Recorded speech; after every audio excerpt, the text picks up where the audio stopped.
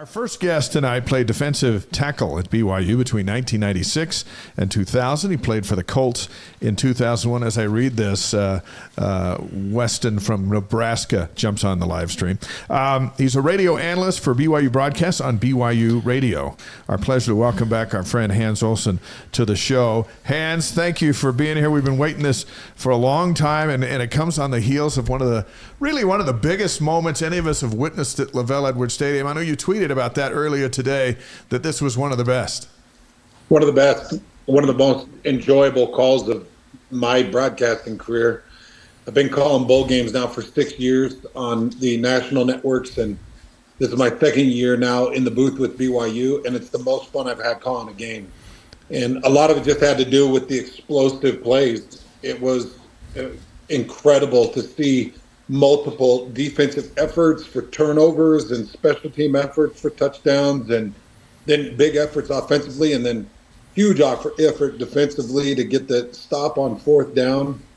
That effort by Isaiah Glasker to defeat the block and swipe the leg out from under Avery Johnson was, it went hardly almost unnoticed. And it needs to be something that needs to be highlighted because, getting that turnover on that fourth down and stopping Kansas State's effort to even get back within two possessions, it just all came together, and it was an incredible game, and it was a blast to call. We talked about a couple of things, Hans, with this game. First of all, to take on your comment about Glasker and linebacker, earlier in the show we were talking about these three linebackers. I mean, BYU's had times when they've had Fred Warner out there, who's as good as anybody that's ever played, or Kyle Van Noy. These three together, I feel like they're playing as good as any three linebackers together in the country right now. What's your thoughts on this linebacking crew and how they've come together? I've got a lot of thoughts. How much time do we got? Yeah, we got all night. As long as you want, brother. That's the beauty of this show. This is something we got to do quick. It really is amazing. A couple things with these three linebackers. Number one, not only do you have these three new linebackers, you lost three juggernaut linebackers in Vaughn Pachon, Max Tooley, and Ben Bywater to injury. When you lost that crew, it really lent into feeling like this was going to be a letdown of a season because those three meant so much to this defense. And it was a heartbreaker to see that Ben Bywater would not be out there this year. So that was issue number one. Then you go to the Jack Kelly effect. Jack Kelly really is the only transfer that's on the defensive side, really on this team, that is this year's transfer that is making that big a difference. Now, there's other guys, but this is the one that's come in, and he has been the bright spot so far for the defense. In my opinion, if you had to give a team MVP through the first four games, I'd give it to Jack Kelly. His rush ability, his coverage, his big playmaking. He knocked that ball loose that went on for a scoop and score. He got the pressure to force the ball out of the hand that ended up in the Tyler Batty interception. He's now got, 3 or 4, he might be 4 sacks, multiple pressures. He, to me, is the defensive MVP, and he comes off the transfer. Well, this is a Jay Hill genius. So people are asking, well, why is the defense playing so well? Why are these three playing so well? Well, outside of Jack Kelly, these guys have been together. The offense has been together. You didn't have this huge 27 transfer portal infusion of guys that are trying to learn new defense and learn new offense. The defense is sound. Guys know it, and guys are playing well in it. Okay, so there's a couple of thoughts. Now, I'm going to go a little bit deeper. You bring in Gary Anderson and Chad Cowell to help with this defense. And this is not a knock. In fact, it's more of a compliment to Sione Moa, Kelly Popinga, Justin Enna, and Jay Hill. It's more of a compliment, in my opinion, because those are two intimidating characters. And when I talk about Gary Anderson, I'm talking about my defensive idol. Gary Anderson is my defensive idol. Gary Anderson is one of my just overall coaching idols. I would have loved to play for him, and any team I've really watched, he's coached it with character, and he takes such great pride in character development and great connectivity with his players. So you bring in Gary Anderson and you bring in Chad Cowell, and you're able to have them imprint some of their philosophies on already brilliant coaches. And I've known Justin Inna long enough. Justin is an amazing coach, and he would be amazing all by himself. But I know Justin Inna well enough that Justin's the type of guy that will sit down at a table with no ego. Zero. None. He'll sit at a table with zero ego, with a big smile on his face and say, how do we get better? What do we do? And if Gary says, this is one way, this is one angle. If Chad says, this is one angle, Justin's the kind of guy that would be like, okay, let's try it. And I guarantee you that those defensive minds have come together and built something really beautiful with these three linebackers, as well as the two interior guys that aren't getting the love they deserve. Blake Mangelson and John Nelson have played phenomenal first quarter season games. Hans, I talked to Kalani the other night. I think everybody knows Kalani just lives down the street from me, so he and I catch up on the street a bunch. He just stopped by the other night when we were walking around the block, and we got talking about Blake Mangelson. And this, I think this is the ultimate compliment. And I want you to comment on what kind of compliment this is. He goes, yeah, Blake Mangelson. He reminds me so much of Brett Kiesel. I can't even tell you. He is Brett Kiesel. What kind of a compliment is that, Hans? Well, that's a great compliment. It's a phenomenal compliment. And, Kiesel was a great college player, but Kiesel really found his bearings in the NFL. You could say he reminds you of the BYU Kiesel. He's saying he reminds me of Brett Kiesel with the Steelers. Yeah, okay. That's what he's talking about. That's a different level. Yeah. Yeah, because that's a long, extended guy, and what that is that's a press-off guy. So he's not only does he have the long arms, but he's got the strength in him to really extend a defender or the offensive lineman off him to make a play. And that's what Blake does. Blake is able to crouch. He's got great hand placement, huge shoulder strength. He's explosive. He's just been fun to watch. And his motor never, ever, ever stops. It never stops. So my list of defenders, I would go Jack Kelly number one. I would go. This is tough. I'd go Jack Kelly number one. I'd go Jacob Robinson number two. I'd go Tyler Batty number three. I'd go Blake Mangelson number four. Those four guys, and then I'd go John Nelson number five. Yeah. Those five guys have been unstoppable, and it's been a blast to watch them. Yeah, Marty on the chat says, hey, Hans, how about the DBs? 0 passing touchdowns allowed. Lockdown corners open up the defensive playbook, don't they? And that's the question or the comment that he's making at you. What do you think? Yeah, chicken and an egg. Yeah. What came first here?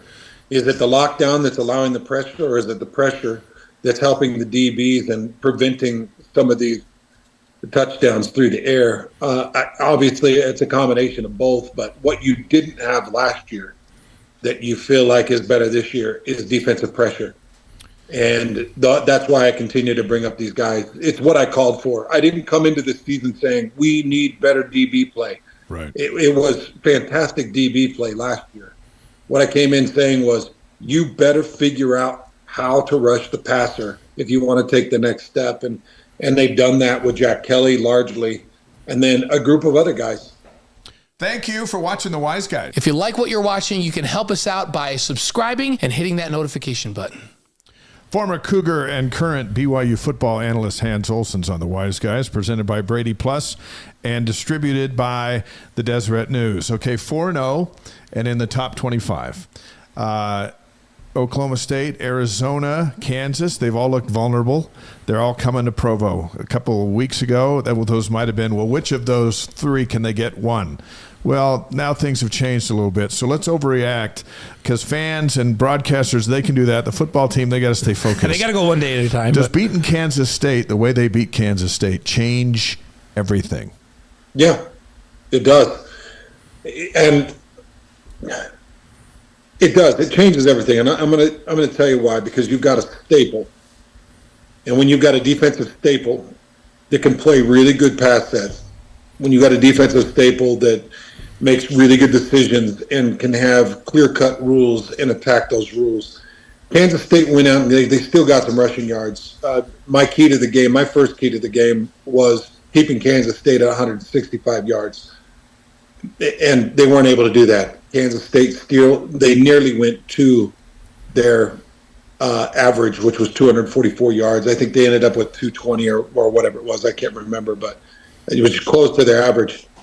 But what they did do is they forced Avery Johnson into runs he didn't want to do. They forced him to get back into the pocket, and they did a much better job of contain and control. So what that tells me is you've got a defense that's disciplined, and you've got a defense that is versatile. And when you've got that, then you have stability. You know, you can have an offense that throws picks and is erratic and turnovers and fumbles and not enough runs and too many runs. And you can have an offense that's all over the place. When you got a defense that is sound and stable, you can win 8 games. You can win 9 games. Kyle Whittingham's been doing it at Utah for the better part of 20 years. Yeah, even when his offense is mediocre, Kyle is able to go out and get that because the defense. Hey, I had a conversation with Gavin Hans after the game, and he commented about how much he and Jay love the back end of this defense because their mindset is if we miss an assignment somehow up front and somebody gets out in open space, there is no way in the world they're going to go to the house and score a touchdown. We will erase the big mistakes, and they may get a 25-yard run, but they're not going 60 to the house. And we're so confident as a defense that if they get a 25-yard run, they're not going to do that again in that drive, and we'll hold them to at worst a field goal, and hopefully we'll keep them out of the end zone. What do you think about that mentality from that back end? And guys like Tanner Wall back there, even Jacob Robinson, who's not a very big guy, DeMooney has really come on. I watched that this last week. Whenever Avery Johnson would get on the outside, I've watched him go 70 yards for 6 on plays like that, and they run him out of bounds at 20. Or when DJ Giddens gets out in the open and he looks like he's going to go 60, it's a 20-yard gain, and they bring him down, and then the defense resets and they stop him. How important is that, being able to manage points, and is that as important as managing yards? Yeah, I think it is. And, you know, you've got a bunch of great tacklers. I watched, I think it was Crew Wakely. There was a 3rd down run by Kansas State that he had all the momentum, and I think it was Jacob Robinson that wrapped up his legs about a yard short, and as he was leaning to get the first, Crew Wakely came and put a helmet down on him and turned him sideways and left him a half yard short of the first and put Kansas State into a really difficult position.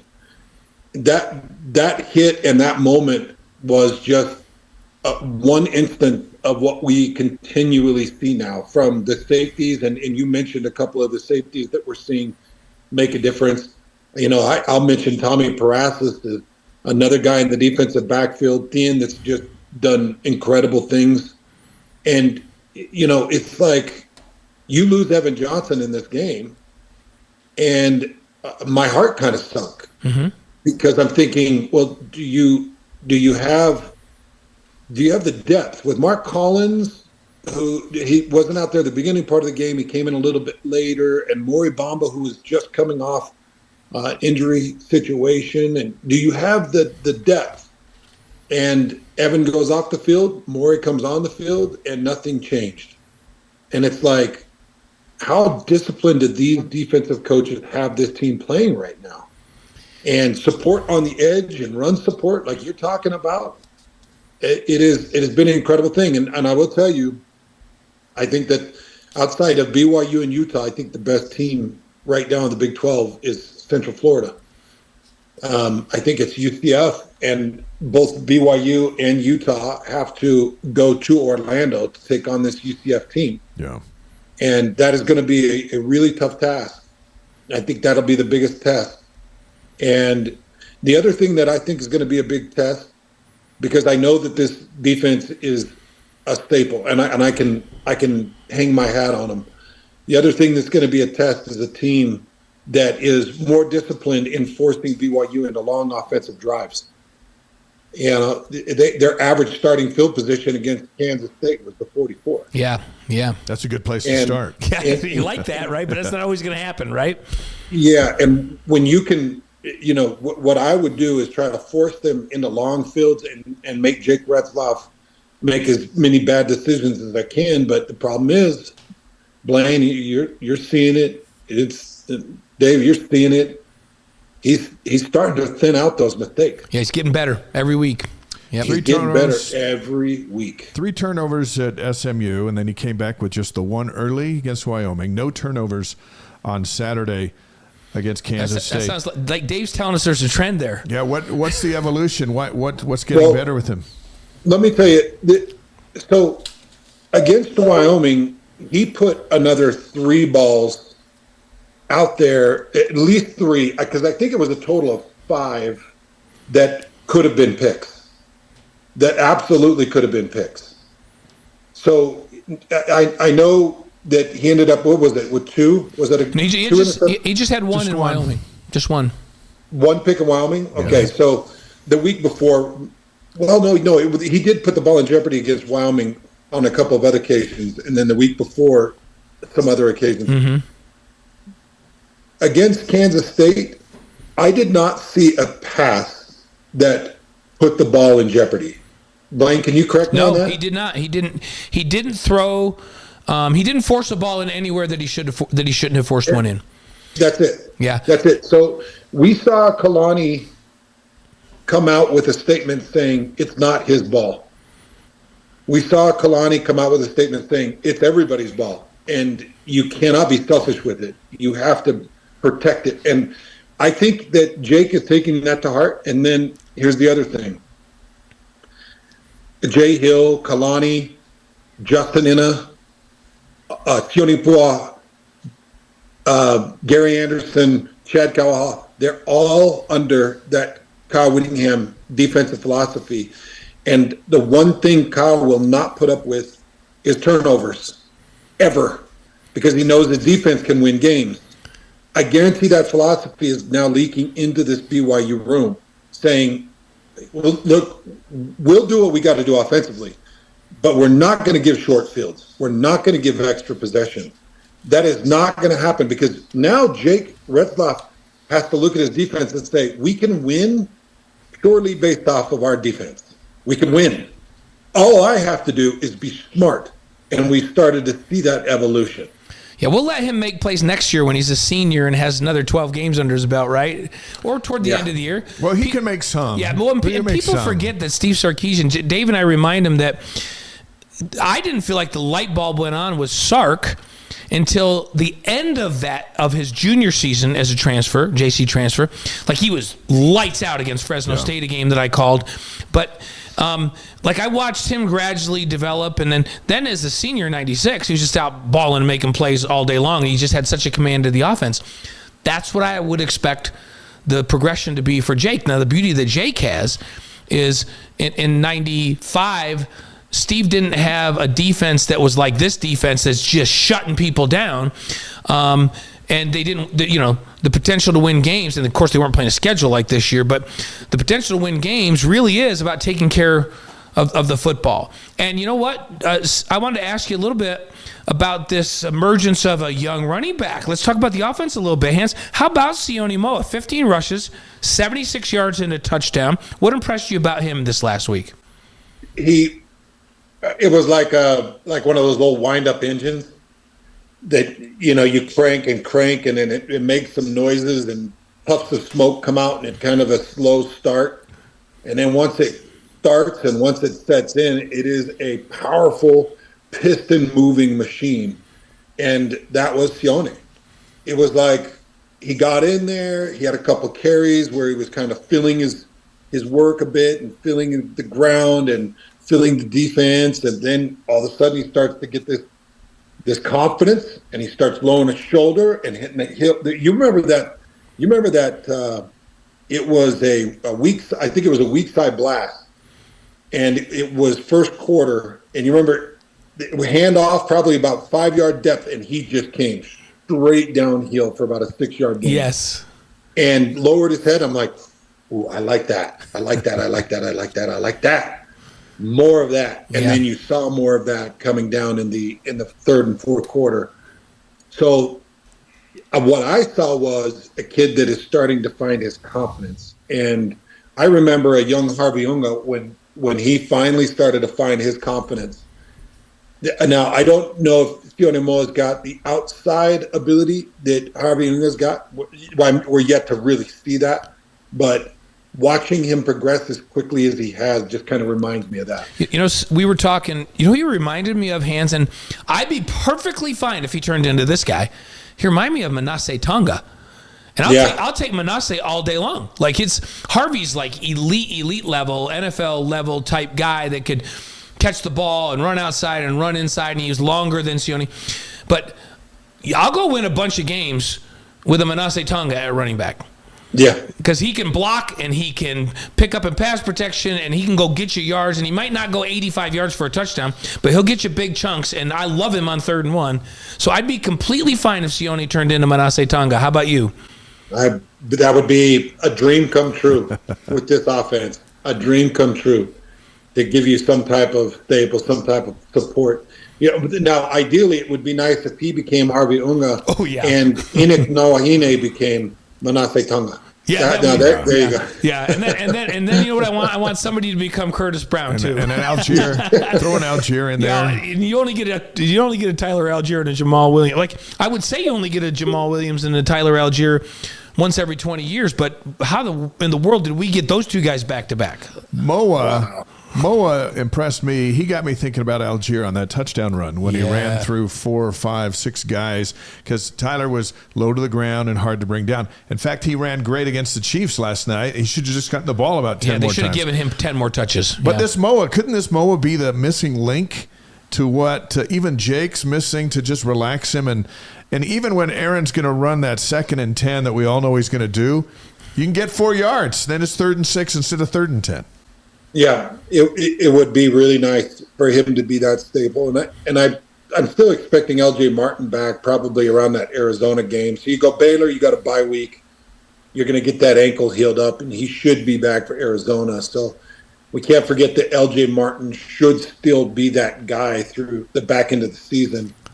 I do think that the Miles Davis experiment is kind of done, and I wonder a little bit about Hinckley Rapati, the amount of damage that was done and how long to expect him to be out. But now, you know, injuries have mounted so much that I just don't really expect a lot from Hinckley. So my guess is to finish the season, it's going to be LJ Martin back in Arizona.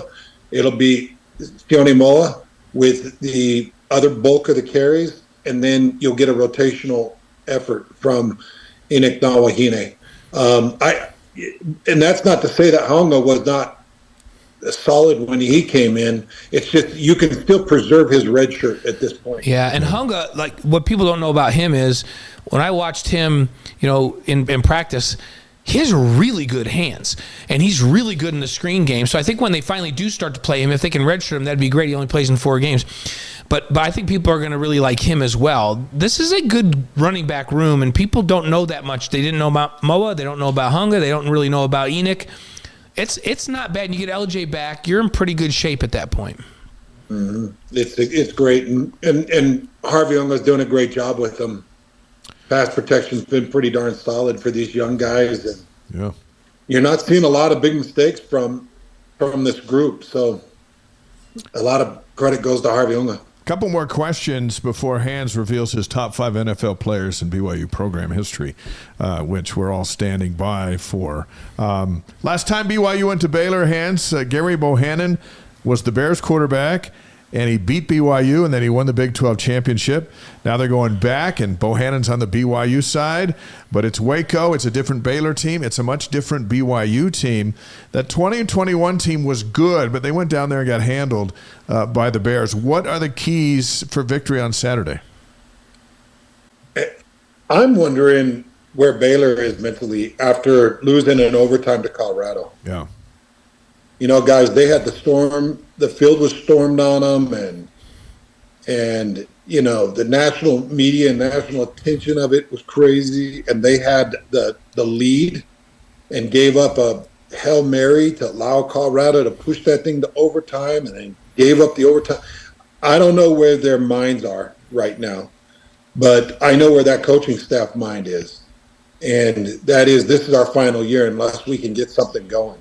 Yeah. And they brought in a transfer quarterback in Sawyer Robertson that they've got a lot of faith in that has not shown what they hoped he would show.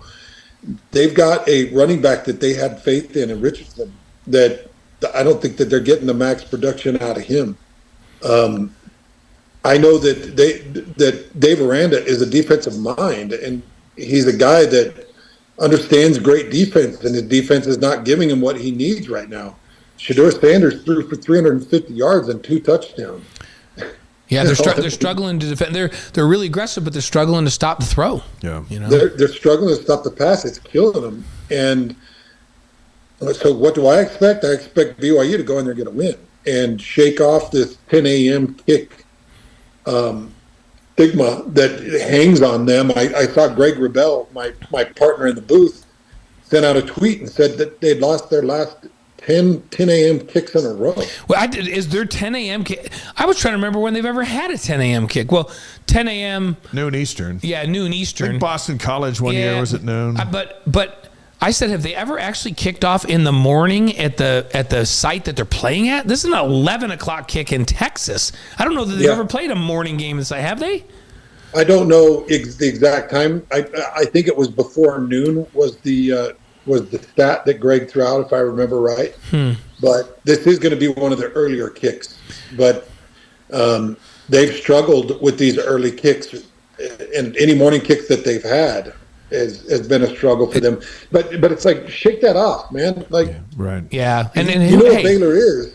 These half these guys are dads. You tell me they don't get up early in the morning with the kids? Come on, you got to be able to play in the morning, right? Most of these guys are doing a night feeding. Exactly. Timothy from Perth, Australia, joins our vast live stream tonight as we visit with Hans Olsen. We've been hitting 5 continents on a regular basis on live stream on Monday nights. That's how vast BYU's fan base is. So fun for us to be. To have you on with us and to be all over the world and all over the United States with this. And cool. BYU has fans everywhere, which is amazing to us every week when we do this show. Yeah. Hey, project the future here. If BYU can beat Baylor and they have a bye week, and then it's Arizona and Oklahoma State, be night games here in Provo before going to UCF, and then the Utah game isn't far off on November 9th.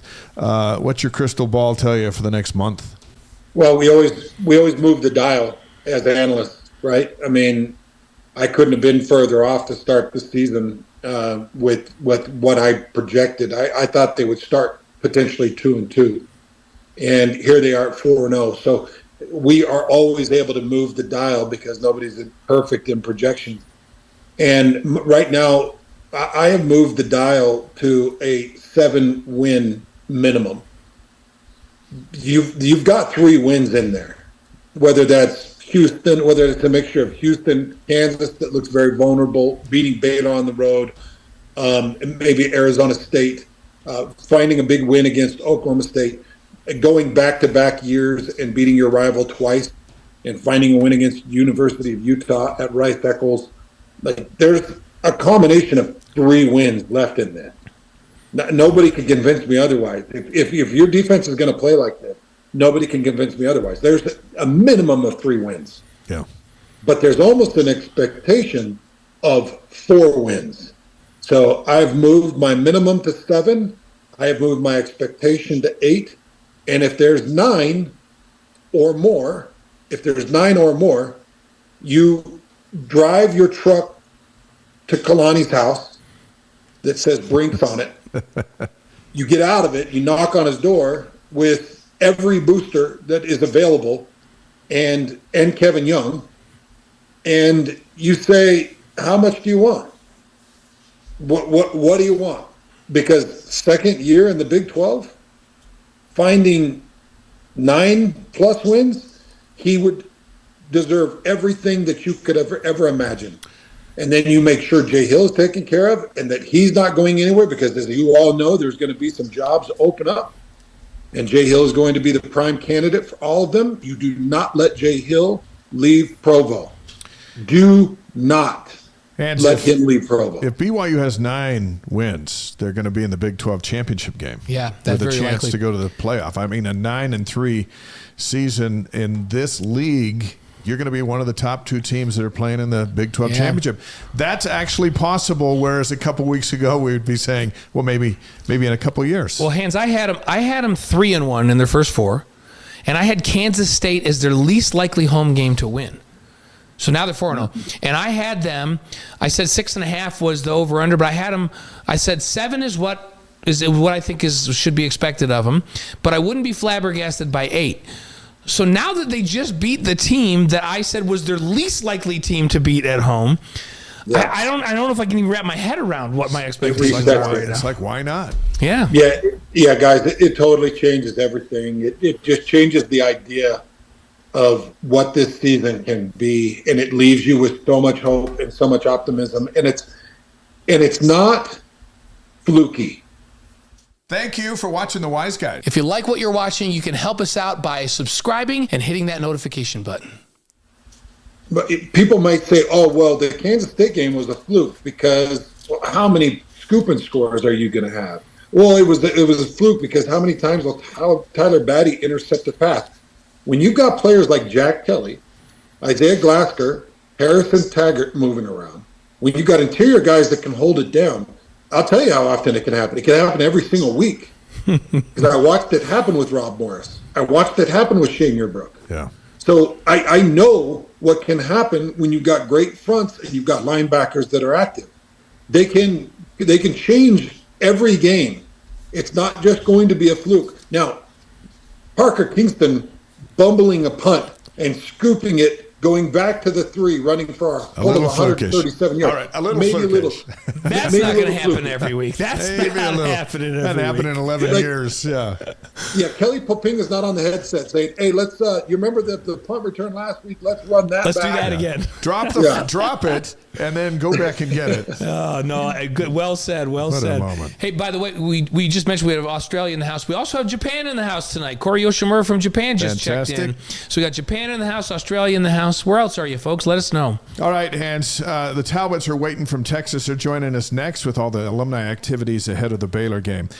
We've got 5 questions presented by Strategy Square. Not really questions tonight, but Strategy Square delivering connection, clarity, and confidence in business and marketing strategies. Owned and operated by a BYU alum who's helping wise guys conquer the world. We've asked Hans to come prepared to reveal the top 5 NFL players from BYU in program history. And there might be some obvious ones, but I think he's going to have some surprises. If number 1 isn't who I think it is, I'm gonna beat up Hans when I see him. So, but anyhow, one of my teammates. I'll buy a ticket to that. Let's start with 5, Hans, and I think I know who one is, but maybe not. I don't know, maybe not. So. I don't know. I don't think you're going to be able to guess. I don't think you could guess my top 5. All right, let's go. Okay, give us number 5. Number 5, Bart Oates. I might have guessed that because I took a lot of snaps from Bart. Remember, Bart was my teammate. He's got 3 Super Bowl rings, right? Yeah, I put Bart in my top 5 too. Absolutely. Oh, you did? Yeah, because people forget that he's Super Bowl rings with 2 different teams and a Pro Bowler and NFL player rep, and people forget about Bart Oates, and he was a phenomenal center in college too, and a great pro, and people forget, but I don't forget because I played with him. I took snaps from him. Was it 9 or 10 years in the NFL? I think it was at least 10 years, and then he's been a part of the NFL ever since because he's been the players' representative to the NFLPA for years and years. So, well, he's amazing. He's one of my idols. Love the guy. Bart Oates is number 5. Number 4, Todd Christensen. We're talking about our BYU NFL boys, right? Yeah. Yep. So here's what people don't know about Todd. Not only did Todd lead the league in receptions for tight ends for 2 years, he led the league in receptions for 2 years. Yeah. Tight ends don't lead the league in receptions. Yeah. Todd Christensen did it twice. Of course, both Pro Bowlers. I think he was a 5-time Pro Bowler. And I broadcast a lot of games with Todd Christensen over the years. That is one of the greatest athletes I've ever seen in my life. He is one of the greatest humans that's ever lived. Yeah. and one of the greatest athletes. He was the best host of American Gladiators. Yes. He was an incredible mentor when he'd come out to our practices. You want me to give you a classic Todd Christensen line? Yeah. Okay. And I hope my buddy doesn't mind me telling this. I don't think he will. My buddy, my best friend in college was Carlos Nuno, tight end at BYU. Yeah. And Todd was out at practice. And Todd was telling Carlos, this is what I want to see in this route. And Carlos had been coached by another tight end, another BYU tight end. And Carlos said, oh, well, this guy said this. And Todd said, well, what do you want to be? All pro or all provo? Because I'll teach you how to be all pro. And that's all it took. And then, you know, Carlos threw everything else aside, and I love it. All Todd Christensen. I loved Todd. And I love his son Toby. All and pro. those are great people. And the fact that Todd is not on this earth is a crying freaking shame. Yeah. I miss him. And I miss him as a broadcaster. I miss him as a human being. Anyways, I don't want to get emotional over it. No, I I got to hang with Todd a lot because we did games together. We did some BYU Utah games together. He and I and James Bates, and I'd go on the road with Todd. We'd get in a car, say we were going to Laramie. We'd get in a car in Denver and drive 2 hours to Laramie. We wouldn't even turn the radio on because Todd would he would lay wisdom on me, and I would love every minute of it. I miss Todd too. Yep. Todd Christensen at number 4. By the way, Bountiful, Utah, South Carolina, and Coeur d'Alene, Idaho. Cougar fans on the live We're stream going for tonight 50 on the states Wise and Guys. 5 continents tonight is what we're going for. Number 3, what do you got? Number 3, I call him the Madonna of the NFL because he continues to reinvent himself. And that's Kyle Van Noy. Wow, Kyle Van Noy. Yeah. I'm going to go Kyle Van Noy. I don't know why I was thinking Jim McMahon is the Madonna of the NFL. But Hey, Van Noy was awesome against the Cowboys on Sunday. he's playing great still. Yeah, Kyle Van Noy he has gone from a Pro Bowl linebacker to now a Pro Bowl defensive end, and that's really hard to do. And I have just been impressed with him from his high school film. I evaluated his high school film coming out of Las Vegas or coming out of Nevada. I was out of Reno, I think it was. And it's still, to this day, it's the best high school film I've ever watched. Number one, I've never seen somebody more dominant at the high school level. And then watching his evolution through BYU, where he had to sit out a year and stuck it out and then fought his butt off at BYU, and now what he's doing in the NFL. Guys, he is spectacular. Elite pass rusher for sure. That's for sure. Yep. So That's a big one at number 3. that's a big one. Kyle Van Noy at number 3. Who's your number 2? Number 2, I'm going Steve Young. I don't know how we don't have Steve at 1. I'm not going to argue with you, but That just sets up a he's very the only dramatic. NFL Hall of Famer from BYU. So there you go. Steve's going to be with us in 2 weeks. We will not. I point won't out to tell him that he's you number said 2 that on when your he's list. here. So But why Steve I'm at gonna 2? I'm gonna go Stevie at number 2, and he was great when he come to locker rooms. We all loved him. He was a jokester. You know, he was comical. He's a total locker room dude. A lot of fun. Yeah, obviously you know that, Blaine. Like how funny the guy is. You know, you get him in the locker room and he's just, his personality shines. So. Yeah. at least Bart has he's with Bart and Steve. That Hans has 2 of my teammates on this. So thank goodness for that. Yeah. It was a golden era. And you could argue Steve number 2, but I go with my heart for number 1. Okay. Lay it on us. Let's hear number 1. Number 1 NFL player that comes from BYU is Jim McMahon. Oh, 3 of my teammates. There we go. In my book, nobody will beat Jimmy Mack. And it goes past him as a player or past him as a person to him as this untouchable entity when I was in 8th grade and a freshman in high school and impressionable and watching Monday Night Football and you know, it was the first time I'd really heard BYU. My Uncle Orrin went to BYU, but didn't talk a ton about it. And it was watching Jim McMahon was like that was BYU. seeing it attached to him and knowing well for it. And to me, that was kind of the early, some of the early introductions to BYU.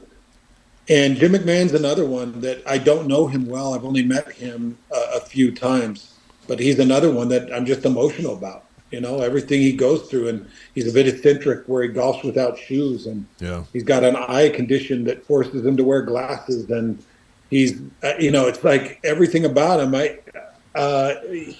He came back and graduated from BYU like 1 year after I went back and graduated from BYU. It was kind of this whole reintroduction of former BYU guys trying to get degrees, and I just am fascinated by him, Blaine. I don't know. I'm not going to argue either of those. Those are both teammates. So Jim was a senior when I was a freshman, and I learned as much about football from Jim McMahon as any coach that I ever had, because he called me kiddo then. He still calls me kiddo. So every time he sees me, he puts his arm around my neck and he goes, "How's it going, kiddo?" And I'm like, man, I'm an old kiddo now, but I love it because it's endearing, right? And he used to come out from throwing 7-on-7, and then Steve would go in. And then he'd come over to me and he'd put his arm around me and he'd go, "So what are you seeing?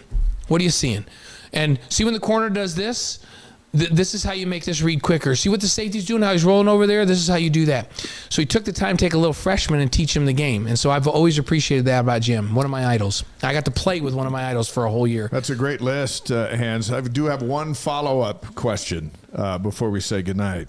What does Taysom Hill have to do to break into that top five?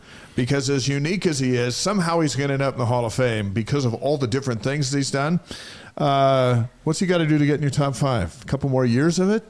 He's done it all, and he should be there.